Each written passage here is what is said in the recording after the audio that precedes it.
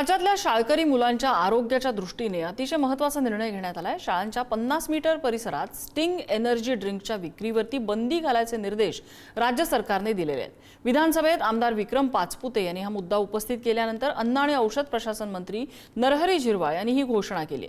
विशेष म्हणजे या पार्श्वभूमीवर देशातील 6 नामांकित एनर्जी ड्रिंक्स ब्रँड्सना चुकीचं लेबलिंग आणि दिशाभूल करणाऱ्या दाव्यांबाबत FSSAI ने नुकत्याच नोटिसा सुद्धा बजावलेल्या आहेत। बघूया हा रिपोर्ट। शाळा परिसरांमध्ये स्टिंग पेय विक्रीला बंदी। शाळांच्या 500 मीटर परिसरामध्ये स्टिंग विक्रीसाठी बंदी। FSSAI ची ही एनर्जी ड्रिंक विरोधात धडक कारवाई।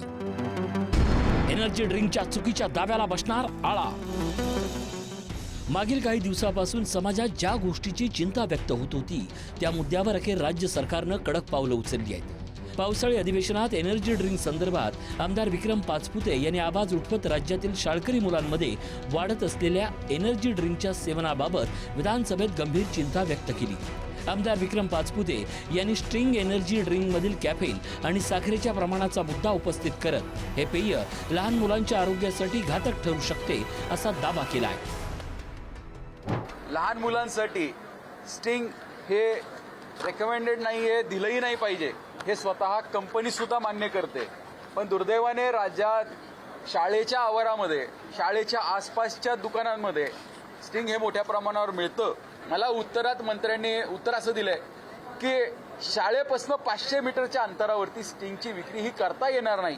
जर केली तर नियमाने त्यांच्यावरती कारवाई केली जाईल, हे उत्तर मला प्राप्त झालंय। आता कारवाईची अपेक्षा आहे।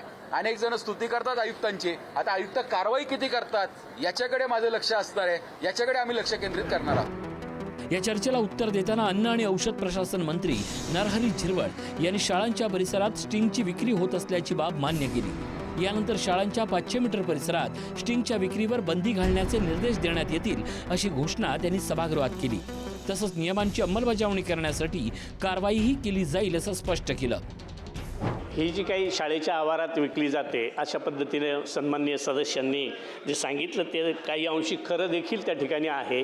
परंतु आता एक 8 दिवसापासनं जे प्राथमिक शिक्षक असतील किंवा इतरही शिक्षक वर्ग असेल त्यांचं जे ट्रेनिंग क्लासेस सुरू झाले तिथं देखील पालक, मुलं आणि प्राचार्य किंवा मुख्याध्यापक यांना तशा सूचना देऊन आणि त्या ठिकाणी मुलांना ते पेय किंवा इतर ज्या काही नशाजन्य पदार्थ असतील त्याची बंदी शाळेच्या आवारात 500 मीटरच्या आत जर कुठं आढळून आली तर तात्काळ त्याच्यावर कार्यवाही केली जाईल। विक्रम पाचपुते यांनी सांगितलं की स्टिंगच्या लेबलवरच लहान मुलं आणि गर्भवती महिलांसाठी हे पेय योग्य नसल्याचा उल्लेख आहे। तरीही शाळाबाहेर हे सहज उपलब्ध होत असल्यानं मुलांमध्ये त्याचं व्यसन वाढण्याची भीती त्यांनी व्यक्त केली। या पेयामध्ये 32 मिलीग्रॅम कॅफेन, टॉरिन आणि साखरेचं मोठं प्रमाण असल्याचा दावा त्यांनी केला। कुठल्याही एनर्जी ड्रिंकमध्ये कॅफीन, टोरिन आणि साखर हे खूप मोठ्या प्रमाणावर असतात आणि यांचं जे एकत्रित कॉम्बिनेशन आहे ते शरीरासाठी अत्यंत घातक असतं।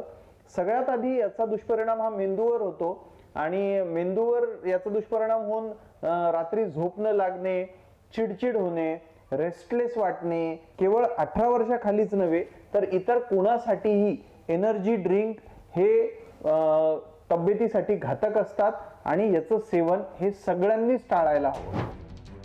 दरम्यान या मुद्द्याला आणखीन महत्त्व प्राप्त झालंय, कारण अन्न सुरक्षा आणि मानक प्राधिकरण अर्थात FSSAIनं नुकत्याच स्टिंगसह Red Bull, Monster, Campa Gold Boost, Hell Energy आणि एड्रेनालाइन रश या 6 ब्रँड्सना नोटिसा बजावल्या आहेत। एनर्जी ड्रिंक या शब्दाचा वापर, उत्पादनांवरील दावे आणि लेबलिंग बाबत नियमांचं उल्लंघन झाल्याचा प्राथमिक आक्षेप FSSAIनं नोंदवला आहे। चुकीच्या लेबलिंग प्रकरणी कंपन्यांना नोटीस। एनर्जी ड्रिंकसाठी अद्याप अधिकृत मानकच नाही। दिशाभूल करणाऱ्या प्रचारात्मक दाव्यांवर कारवाई। ऊर्जा वाढते अशा दाव्यांवर FSSAIचा आक्षेप। एकाग्रता वाढते म्हणणाऱ्या जाहिराती रडारवर। लेबलिंग आणि ब्रँडिंग नियमांचं उल्लंघन। ग्राहकांची दिशाभूल करणाऱ्या दाव्यांवर कडक भूमिका। अन्न सुरक्षा नियमांचं उल्लंघन खपवून घेतलं जाणार नाही। FSSAIचा स्पष्ट संदेश, नियमानुसारच विक्री करा। 30 जून 2026ची फसवणी ऑर्डर्स काढल्या आहेत, नोटिसेस काढलेल्या आहेत। हे जे सो कॉल्ड एनर्जी ड्रिंक लिहिलेलं आहे ते लिहिता येत नाही। त्याचं कारण असं आहे की फसाई ॲक्टमध्ये जे अनेक्षर ए आहे ज्याच्यामध्ये फूडच्या कॅटेगरी दिलेल्या आहेत आणि फूड कॅटेगरीमध्ये हे एनर्जी ड्रिंक असं काही डिफाईन केलेलं नाही.